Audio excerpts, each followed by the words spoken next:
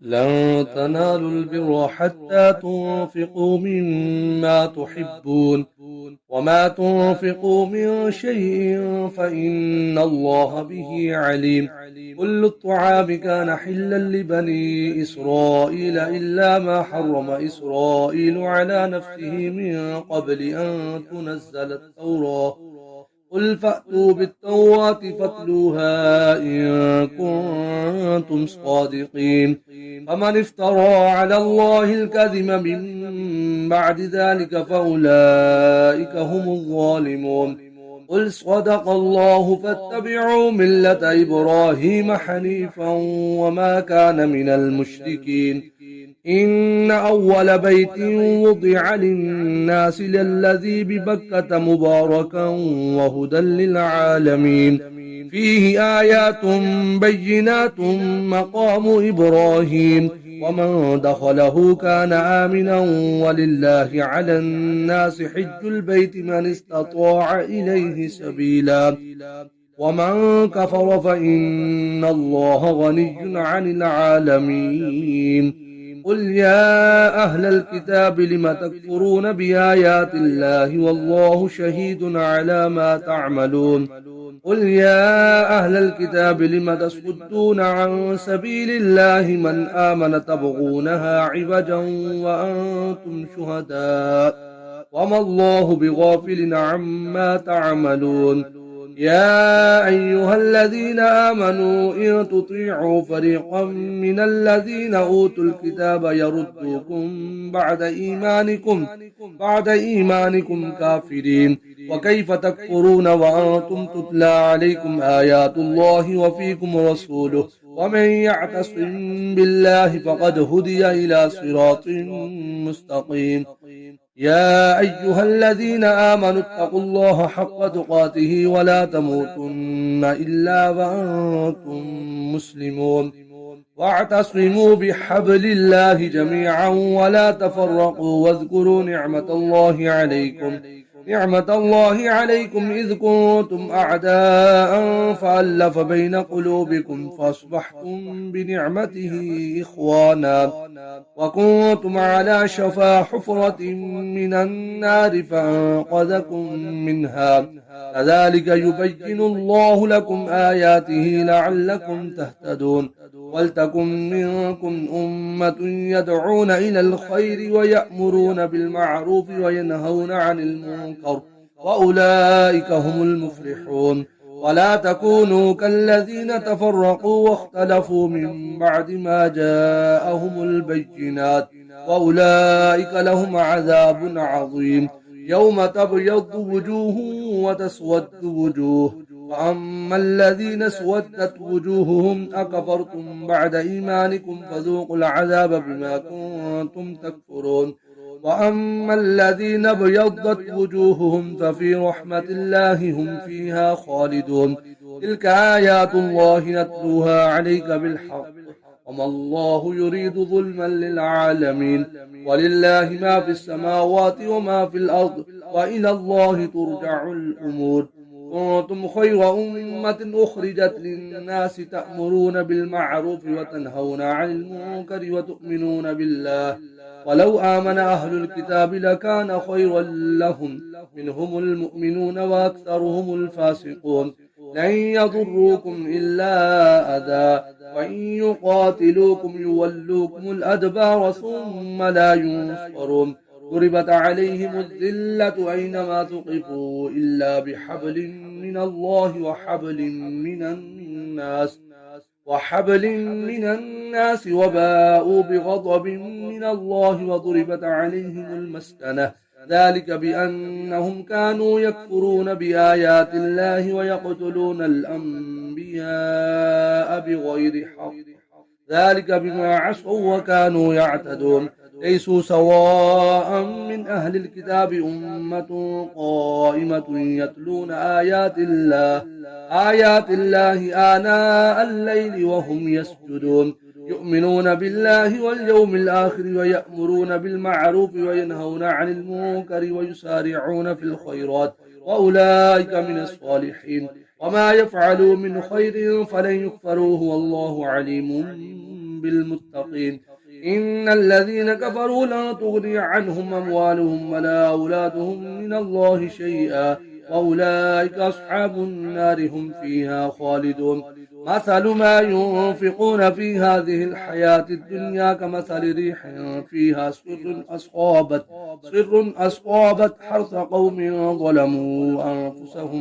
أنفسهم فأهلكت وما ظلمهم الله ولكن أنفسهم يظلمون يا أيها الذين آمنوا لا تتخذوا بطانة من دونكم لا يألونكم خبالا ودوا ما عنتم قد بدت البغضاء من أفواههم وما تخفي صدورهم أكبر قد بينا لكم الآيات إن كنتم تعقلون ها أنتم أولئك تحبونهم ولا يحبونكم وتؤمنون بالكتاب كله وإذا لقوكم قالوا آمنا وإذا خلوا عضوا عليكم الأنامل من الغيظ قل موتوا بغيظكم إن الله عليم بذات الصدور إن تمسسكم حسنة تسؤهم وإن تصبكم سيئة يفرحوا بها وإن تصبروا وتتقوا لا يضركم كيدهم شيئا إن الله بما يعملون محيط وإذا غدوت من أهلك تبوئ المؤمنين مقاعد للقتال والله سميع عليم إذ همت طائفتان منكم أن تفشلا والله وليهما وعلى الله فليتوكل المؤمنون ولقد نصركم الله ببدر وأنتم أذلة فاتقوا الله لعلكم تشكرون إذ تقول للمؤمنين ألن يكفيكم أن يمدكم ربكم ب3,000 من الملائكة منزلين فلا إن تصبروا وتتقوا ويأتوكم من فورهم هذا يمددكم ربكم ب5,000 من الملائكة مسومين وما جعله الله إلا بشرى ولتطمئن قلوبكم به وما النصر إلا من عند الله العزيز الحكيم ليقطع طرفا من الذين كفروا أو يكبتهم فينقلبوا خائبين ليس لك من الأمر شيء أو يتوب عليهم أو يعذبهم فإنهم ظالمون ولله ما في السماوات وما في الأرض يغفر لمن يشاء ويعذب من يشاء والله غفور رحيم يا أيها الذين آمنوا لا تأكلوا الربا ضعافا مضاعفة واتقوا الله لعلكم تفلحون واتقوا النار التي أعدت للكافرين وأطيعوا الله والرسول لعلكم ترحمون وسارعوا إلى مغفرة من ربكم وجنة عرضها السماوات والأرض أعدت للمتقين الذين ينفقون في السراء والضراء والكاظمين الغيظ والعافين عن الناس والله يحب المحسنين والذين إذا فعلوا فاحشة أو ظلموا أنفسهم ذكروا الله فاستغفروا لذنوبهم ومن يغفر الذنوب إلا الله ولم يصروا على ما فعلوا وهم يعلمون أولئك جزاؤهم مغفرة من ربهم وجنات تجري من تحتها الأنهار خالدين فيها ونعم أجر العاملين قد خلت من قبلكم سنن فسيروا في الأرض فانظروا كيف كان عاقبة المكذبين هذا بيان للناس وهدى وموعظة للمتقين ولا تهنوا ولا تحزنوا وأنتم الأعلون إن كنتم مؤمنين إن يمسسكم قرح فقد مس القوم قرح مثله وتلك الأيام ندابلها بين الناس وليعلم الله الذين آمنوا ويتخذ منكم شهداء الله لا يحب الظالمين وليمحص الله الذين آمنوا ويمحق الكافرين أم حسبتم أن تدخلوا الجنة ولما يعلم الله الذين جاهدوا منكم ويعلم الصابرين ولقد كنتم تمنون الموت من قبل أن تلقوه فقد رأيتموه وأنتم تنظرون وما محمد إلا رسول قد خلت من قبله الرسل أفإن مات أو قتل انقلبتم على أعقابكم ومن ينقلب على عقبيه فلن يضر الله شيئا وسيجزي الله الشاكرين وما كان لنفس أن تموت إلا بإذن الله كتابا مؤجلا ومن يرد ثواب الدنيا نؤتيه منها ومن يرد ثواب الآخرة نؤتيه منها وسنجزي الشاكرين وكأي من نبي قاتل معه ربيون كثير وما وهنوا لما أصابهم في سبيل الله وما ضعفوا وما استكانوا والله يحب الصابرين وما كان قولهم إلا أن قالوا ربنا اغفر لنا ذنوبنا وإسرافنا في أمرنا وثبت أقدامنا وانصرنا على القوم الكافرين فآتاهم الله ثواب الدنيا وحسن ثواب الآخرة والله يحب المحسنين يا أيها الذين آمنوا إن تطيعوا الذين كفروا يردوكم على أعقابكم فتنقلبوا خاسرين بل الله مولاكم وهو خير الناصرين سنلقي في قلوب الذين كفروا الرعب بما أشركوا بالله ما لم ينزل به سلطانا ومأواهم النار وبئس مثوى الظالمين ولقد صدقكم الله وعده إذ تحسونهم بإذنه حتى إذا فشلتم وتنازعتم في الأمر وعصيتم من بعد ما أراكم ما تحبون منكم من يريد الدنيا ومنكم من يريد الآخرة ثم صرفكم عنهم ليبتليكم ولقد عفا عنكم والله ذو فضل على المؤمنين إذ تصعدون ولا تلبون على أحد والرسول يدعوكم في أخراكم فأثابكم غما بغم لكي لا تحزنوا على ما فاتكم ولا ما أصابكم والله خبير بما تعملون ثم أنزل عليكم من بعد الغم أمنة نعاسا يغشى طائفة منكم وطائفة قد أهمتهم أنفسهم يظنون بالله غير الحق ظن الجاهلية يقولون هل لنا من الأمر من شيء قل إن الأمر كله لله يخفون في أنفسهم ما لا يبدون لك يقولون لو كان لنا من الأمر شيء ما قتلنا هاهنا قل لو كنتم في بيوتكم لبرز الذين كتب عليهم القتل إلى مضاجعهم وليبتلي الله ما في صدوركم وليمحص وما في قلوبكم والله عليم بذات الصدور إن الذين تولوا منكم يوم التقى الجمعان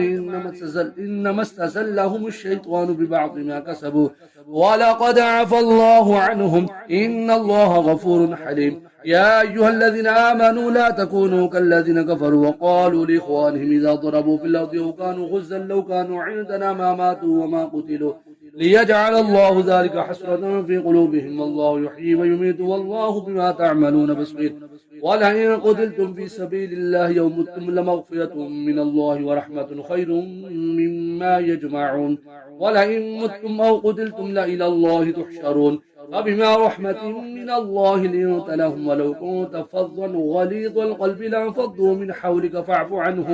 فاعف عنهم واستغفر لهم وشاورهم بالأمر فإذا عزمت فتوكل على الله إن الله يحب المتوكلين إن ينصركم الله فلا غالب لكم وإن يخذلكم فمن ذا الذي ينصركم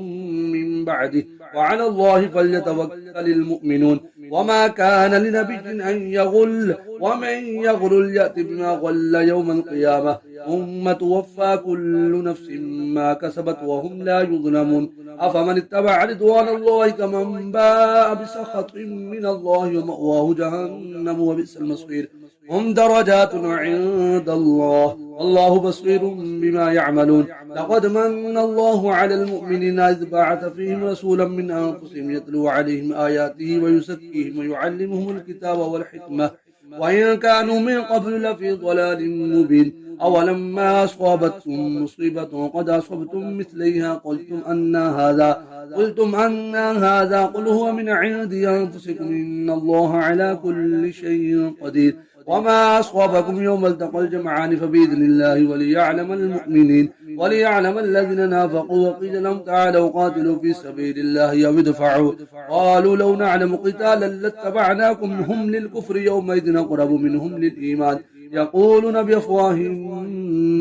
بأفواههم ما ليس في قلوبهم والله أعلم بما يكتمون الذين قالوا لإخوانهم وقعدوا لو أطاعونا ما قتلوا قل فادرءوا عن أنفسكم الموت إن كنتم صادقين ولا تحسبن الذين قتلوا في سبيل الله أمواتا بل أحياء عند ربهم يرزقون فرحين بما آتاهم الله من فضله ويستبشرون بالذين لم يلحقوا بهم من خلفهم ألا خوف عليهم ولا هم يحزنون يستبشرون بنعمة من الله وفضل وأن الله لا يضيع أجر المؤمنين الذين استجابوا لله والرسول من بعد ما أصابهم القرح للذين أحسنوا منهم واتقوا أجر عظيم. الذين قال لهم الناس إن الناس قد جمعوا لكم فاخشوهم فزادهم إيمانا وقالوا حسبنا الله ونعم الوكيل. فانقلبوا بنعمة من الله وفضل لم يمسسهم سوء واتبعوا رضوان الله والله ذو فضل عظيم. إنما ذلكم الشيطان يخوف أولياءه فلا تخافوهم وخافون إن كنتم مؤمنين. ولا يحزنك الذين يسارعون في الكفر إنهم لن يضروا الله شيئا يريد الله ألا يجعل لهم حظا في الآخرة ولهم عذاب عظيم. إن الذين اشتروا الكفر بالإيمان لن يضروا الله شيئا ولهم عذاب أليم. ولا يحسبن الذين كفروا أنما نملي لهم خير لأنفسهم إنما نملي لهم ليزدادوا إثما ولهم عذاب مهين. ما كان الله ليضر المؤمنين على ما أنتم عليه حتى يميز الخبيث من الطيب وما كان الله ليطلعكم على الغيب ولكن الله يجتبي من رسله من يشاء فآمنوا بالله ورسله وإن تؤمنوا وتتقوا فلكم أجر عظيم. ولا يحسبن الذين يبخلون بما آتاهم الله من فضله هو خير لهم بل هو شر لهم سيطوقون ما بخلوا به يوم القيامة ولله ميراث السماوات والأرض والله بما تعملون خبير. لقد سمع الله قول الذين قالوا إن الله فقير ونحن أغنياء سنكتب ما قالوا وقتلهم الأنبياء بغير حق ونقول ذوقوا عذاب الحريق ذلك بما قدمت أيديكم أن الله ليس بظلام للعبيد. الذين قالوا إن الله عهد إلينا ألا نؤمن لرسول حتى يأتينا بقربان تأكله النار قل قد جاءكم رسل من قبلي بالبينات وبالذي قلتم فلم قتلتموهم إن كنتم صادقين. فإن كذبوك فقد كذب رسل من قبلك جاءوا بالبينات والزبر والكتاب المنير كل نفس ذائقة الموت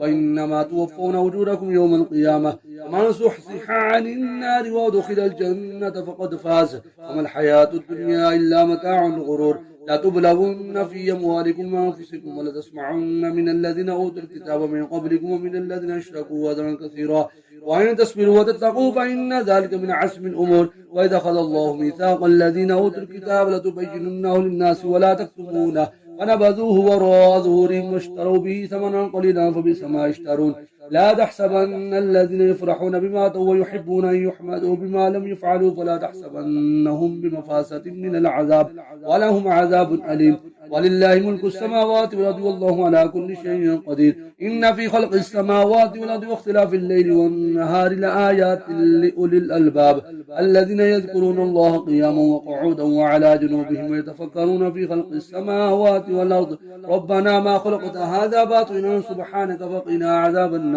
ربنا إنك من تدخل النار فقد أخزيته وما للظالمين من أنصار. ربنا إننا سمعنا مناديا ينادي للإيمان أن آمنوا بربكم فآمنا ربنا فاغفر لنا ذنوبنا وكفر عنا سيئاتنا وتوفنا مع الأبرار. ربنا وآتنا ما وعدتنا على رسلك ولا تخزنا يوم القيامة إنك لا تخلف الميعاد. فاستجاب لهم ربهم أني لا أضيع عمل عامل منكم من ذكر أو أنثى بعضكم من بعض. الذين هاجروا وأخرجوا من ديارهم وأوذوا في سبيلي وقاتلوا وقتلوا لأكفرن عنهم سيئاتهم ولأدخلنهم جنات تجري من تحتها الأنهار ثوابا من عند الله والله عنده حسن الثواب. لا يغرنك تقلب الذين كفروا في البلاد متاع قليل ثم مأواهم جهنم وبئس المهاد. لكن الذين اتقوا ربهم لهم جنات تجري من تحتها خالدين فيها نزلا من عند الله وما عند الله خير للأبرار. وإن من أهل الكتاب لمن يؤمن بالله وما أنزل إليكم وما أنزل إليهم خاشعين لله لا يشترون بآيات الله ثمنا قليلا أولئك لهم أجر عند ربهم إن الله سريع الحساب. يا أيها الذين آمنوا اصبروا واصبروا ورابطوا واتقوا الله لعلكم تفلحون. بسم الله الرحمن الرحيم. يا أيها الناس اتقوا ربكم الذي خلقكم من نفس واحدة وخلق منها زوجها وبث منهما رجالا كثيرا ونساء واتقوا الله الذي تساءلون به والأرحام إن الله كان عليكم رقيبا وآتوا اليتامى أموالهم ولا تتبدلوا الخبيث بالطيب ولا تأكلوا أموالهم إلى أموالكم إنه كان حوبا كبيرا وإن خفتم ألا تقسطوا في اليتامى فانكحوا ما طاب لكم من النساء مثنى وثلاث ورباع وإن خفتم ألا تعدلوا فواحدة أو ما ملكت أيمانكم ذلك أدنى ألا تعولوا وآتوا النساء صدقاتهن نحلة فإن طبن لكم عن شيء منه نفسا فكلوه هنيئا مريئا ولا تؤتوا السفهاء أموالكم الذي جعل الله لكم قياما وارزقوهم فيه واكسوهم وقولوا لهم قولا معروفا وابتلوا اليتامى حتى إذا بلغوا النكاح فإن آنستم منهم رشدا فدفعوا إليهم أموالهم ولا تأكلوها إسرافا وبدارا أن يكبروا ومن كان غنيا فليستعفف ومن كان فقيرا فليأكل بالمعروف وإذا دفعتم إليهم أموالهم فاشهدوا عليهم وكفى بالله حسيبا للرجال نصيب مما ترك الوالدان والأقربون وللنساء نصيب مما ترك الوالدان والأقربون مما قل منه أو كثر نصيبا مفروضا وإذا حضر القسمة أولي القربى واليتامى والمساكين فارزقوهم منه وقولوا لهم قولا معروفا وليخشى الذين لو تركوا من خلفهم ذرية ضعافا خافوا عليهم فليتقوا الله وليقولوا قولا سديدا إن الذين يأكلون أموال اليتامى ظلما إنما يأكلون في بطونهم نارا وسيصلون سعيرا يوصيكم الله في أولادكم للذكر مثل حظ الأنثيين وإن كن نساء فوق اثنتين فلهن ثلث ما ترك وإن كانت واحدة فلها النصف ولأبويه لكل واحد منهما السدس مما ترك إن كان له ولد فإن لم يكن له ولد وورثه أبواه فلأمه الثلث فإن كان له إخوة فلأمه السدس من بعد وصية يوصي بها أو دين آباءكم وأبناءكم لا تدرون أيهما أقرب لكم نفعا فريضة من الله إن الله كان عليما حكيما ولكم نصف ما ترك أزواجكم إن لم يكن لهن ولد فإن كان لهن ولد فلكم الربع مما تركن من بعد وصية يوصين بها أو دين ولهن الربع مما تركتم إن لم يكن لكم ولد فإن كان لكم ولد فلهن الثمن مما تركتم من بعد وصية توصون بها أو دين وإن كان رجل يورث كلالة أو امرأة ولو أخت فلكل واحد منهما السدس فإن كانوا أكثر من ذلك فهم شركاء في الثلث من بعد وصية يوصى بها أو دين غير مضار وصية من الله والله عليم حليم تلك حدود الله ومن يطع الله ورسوله يدخل جنات تجري من تحتها النار خالدين فيها وذلك الفوز العظيم ومن يعص الله ورسوله ويتعدى حدوده يدخل نارا خالدا فيها وله عذاب مهين واللاتي يأتين الفاحشة من نسائكم فاستشهدوا عليهن 4 منكم فإن شهدوا فامسكوهن في البيوت حتى يتوفاهن الموت يجعل الله لهن سبيلا واللذان يأتيانها منكم فآذوهما فإن تابا وصلحا فأعرضوا عنهما إن الله كان توابا رحيما إنما التوبة على الله للذين يعملون السوء بجهالة ثم يتوبون من قريب فأولئك يتوب الله عليهم وكان الله عليما حكيما وليست التوبة للذين يعملون السيئات حتى إذا حضر أحدهم الموت قال إني تبت الآن ولا الذين يموتون وهم كفار أولئك أعددنا لهم عذابا أليما يا أيها الذين آمنوا لا يحل لكم أن ترثوا النساء كرها ولا تعضلوهن لتذهبوا ببعض ما آتيتموهن إلا أن يأتين بفاحشة مبينة وعاشروهن بالمعروف فإن كرهتموهن فعسى أن تكرهوا شيئا ويجعل الله فيه خيرا كثيرا وإن أردتم استبدال زوج مكان زوج وآتيتم إحداهن قنطارا فلا تأخذوا منه شيئا أتأخذونه بهتانا وإثما مبينا وكيف تأخذونه وقد أفضى بعضكم إلى بعض وأخذن منكم ميثاقا غليظا ولا تنكحوا ما نكح آباءكم من النساء إلا ما قد سلف إنه كان فاحشة ومقتا وساء سبيلا حرمت عليكم أمهاتكم وبناتكم وأخواتكم وعماتكم وخالاتكم وخالاتكم وبنات الأخ وبنات الأخت وأمهاتكم اللاتي يرضعنكم وأخواتكم من الرضاعة وأمهات نسائكم وربائبكم اللاتي في حجوركم من نسائكم اللاتي دخلتم بهن فإن لم تكونوا دخلتم بهن فلا جناح عليكم وحلائل أبنائكم الذين من أصلابكم أن تجمعوا بين الأختين إلا ما قد سلف إن الله كان غفورا رحيما.